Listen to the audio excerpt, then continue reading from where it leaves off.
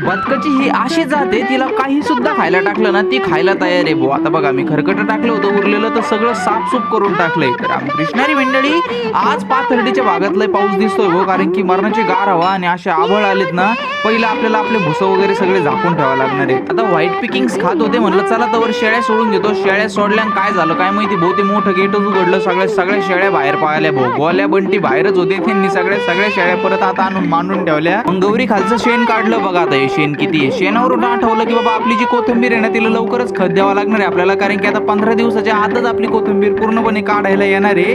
बघा किती मस्त कोथिंबीर झाली. आजच तिला पाणी सोडायला आलो होतो इकडे खालच्या वावरात. आज मोटरच चालू केली, डायरेक्ट सोलर चालू नव्हतं केलं, कारण की आबळच होतं दिवसभर. मोटर चालू केली, मस्त पैकी पाणी हे केलं. बघ काय गार हवा सुटली होती. राजहंची मादा लिटरली तिच्या पक्ष्यांना पंखा खाली घेऊन बसली होती भाऊ. थोड्या वेळाने पाऊस पण थोडा चालू झाला, पण काय झालं काय माहिती 2-3 तासांनी सगळं ऊनच पडायला लागलं. ते बी थोडं तिडकं नाही, डायरेक्ट 37-38 टेम्परेचर चालू झालं. पक्षी तर पहिले पाण्यात गेले भाऊ पवायला.